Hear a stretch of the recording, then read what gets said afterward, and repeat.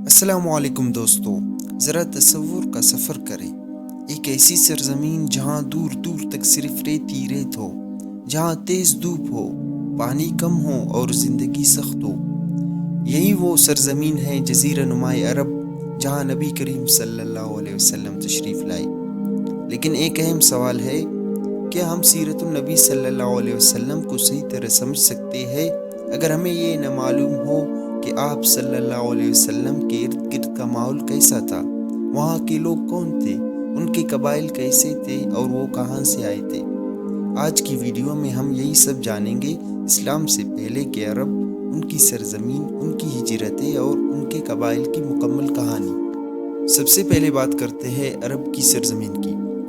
لفظ عرب کا مطلب ہی ہے ایسی زمین جو بنجر ہو، ویران ہو، جہاں پانی کم ہو اور درخت بہت کم ہو۔ جزیرہ نمائے عرب چاروں طرف سے گھرا ہوا تھا۔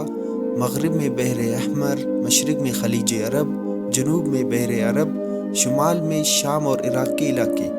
یہ بہت بڑا خطہ تھا اور جغرافیائی لحاظ سے انتہائی اہم۔ اندرونی طور پر یہ زیادہ تر صحرا تھا اور یہی وجہ تھی کہ غیر ملکی حملہ آوروں کے لیے یہاں پہنچنا مشکل تھا۔ اسی لیے عرب کے لوگ صدیوں تک آزاد رہے، خود مختار رہے، حالانکہ ان کے قریب بڑی بڑی سلطنتیں موجود تھے، لیکن باہر کی دنیا سے تعلق بھی برقرار تھا، کیونکہ یہ جگہ تجارتی رستوں کے درمیان تھی۔ کارواں یہاں سے گزرتے، تجارت ہوتی، ثقافتیں ملتے۔ یوں یہ سرزمین تنہائی اور عالمی رابطے دونوں کا عجیب امتزاج تھی۔ بات کرتے ہیں عربوں کی اصل کے بارے میں۔ نسب کے لحاظ سے عرب 3 بڑے گروہوں میں تقسیم ہوتے ہیں۔ پہلا گروہ قدیم عرب، یہ وہ قومیں تھے جو بہت پہلے ختم ہو گئے، جیسے عاد اور سمود۔ دوسرا گروہ اصلی عرب، یہ کوتان کی نسل سے تھے اور زیادہ تر یمن میں آباد تھے۔ تیسرا گروہ مستعرب عرب، یہ حضرت اسماعیل علیہ السلام کی نسل سے تھے اور یہی وہ نسل ہے جس میں آگے چل کر نبی کریم صلی اللہ علیہ وسلم تشریف لائے۔ یمن قدیم عرب تہذیب کا مرکز تھا۔ یہاں 2 بڑے قبائل تھے، ہمیر اور کوہلان، لیکن حالات ہمیشہ ایک جیسے نہیں رہتے۔ تجارت میں مشکلات آئے، بیرونی سلطنتوں کا دباؤ بڑھا اور معارب کا عظیم بند ٹوٹ گیا۔ نتیجہ، بہت سے قبائل نے یمن چھوڑ دیا اور جزیرہ نمائے عرب کے مختلف حصوں میں پھیل گئے۔ یہ ہجرت عرب کی تاریخ کا ایک اہم حصہ ہے۔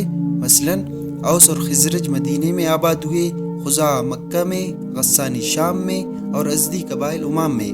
یعنی عرب کی آبادیاں ایک جگہ محدود نہ رہے بلکہ پورے خطے میں پھیل گئے۔ اب آتے ہیں ایک ایسی کہانی کی طرف جس نے عرب کی تاریخ بدل دی۔ حضرت ابراہیم علیہ السلام اللہ کے حکم سے اپنی بیوی ہاجرہ اور اپنے بیٹے اسماعیل علیہ السلام کو مکے کی ویران میدان میں چھوڑ آئے۔ وہ جگہ جہاں نہ پانی، نہ انسان، نہ زندگی کا کوئی نشان، لیکن اللہ کی رحمت نے معجزہ دکھایا، زمزم کا چشمہ جاری ہوا۔ پھر یمن کا قبیلہ جرہم وہاں آ کر آباد ہوا اور مکہ میں زندگی شروع ہوئی۔ حضرت اسماعیل علیہ السلام نے انہی سے عربی سیکھی اور انہی میں شادی کی۔ پھر ایک دن باپ اور بیٹا مل کر خانہ کعبہ تعمیر کرتے ہیں اور لوگوں کو حج کے لیے بلاتے ہیں۔ یہ لمحہ مکہ کو دنیا کا روحانی مرکز بناتا ہے۔ پھر وہ عظیم آزمائش آئی۔ حضرت ابراہیم علیہ السلام کو خواب میں حکم ملا کہ اپنے بیٹے کو قربان کرے۔ باپ اور بیٹا دونوں تیار ہو گئے، لیکن اللہ نے اسماعیل علیہ السلام کی جگہ ایک دمبا قربان کروا دیا۔ یہ اطاعت، یہ قربانی ہمیشہ کے لیے ایمان کی علامت بن گئی۔ حضرت اسماعیل علیہ السلام کے 12 بیٹے ہوئے۔ ان کی نسلیں تجارت کرتے تھے، یمن، شام اور مصر تک سفر کرتے تھے۔ وقت کے ساتھ کچھ نسلیں مشہور ہوئے، کچھ گم ہو گئے۔ قیدار کی نسل سے عدنان پیدا ہوئے اور عدنان نبی کریم صلی اللہ علیہ وسلم کے جد امجد ہے۔ پھر ان کی نسل سے قریش اور قریش میں بنو ہاشم اور بنو ہاشم میں نبی کریم صلی اللہ علیہ وسلم۔ نبی کریم صلی اللہ علیہ وسلم نے فرمایا، اللہ نے ابراہیم علیہ السلام کی اولاد میں سے اسماعیل علیہ السلام کو چنا، اسماعیل علیہ السلام میں سے کنانہ کو، کنانہ میں سے قریش کو، قریش میں سے بنو ہاشم کو اور بنو ہاشم میں سے مجھے منتخب فرمایا۔ یعنی یہ انتخاب نسل در نسل اللہ کی حکمت سے ہوتا ہوا آخرکار نبی کریم صلی اللہ علیہ وسلم تک پہنچ گیا۔ وقت کے ساتھ قبائل پھیلتے گئے۔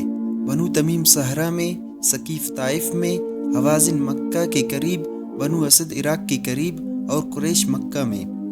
مکہ کے قریش ایک وقت تک متحد نہیں تھے، لیکن قصی بن کلاب نے انہیں جمع کیا اور مکہ کی قیادت مضبوط کی۔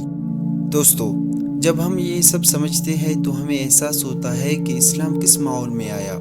قبائلی غرور، بت پرستی، طاقت کا قانون، اور اسی ماحول میں نبی کریم صلی اللہ علیہ وسلم نے توحید، عدل اور اخلاق کا پیغام دیا۔ یہ صرف ایک پیغام نہیں تھا، یہ پوری دنیا کی تاریخ بدل دینے والا انقلاب تھا۔ تو یہ تھی اسلام سے پہلے عرب کی سرزمین اور قبائل کی کہانی۔ اگر آپ کو ویڈیو پسند آئی تو لائک کریں، شیئر کریں اور چینل کو سبسکرائب کریں۔ اگلی ویڈیو میں ہم بات کریں گے عرب کی حکومتوں کے بارے میں۔ خدا حافظ۔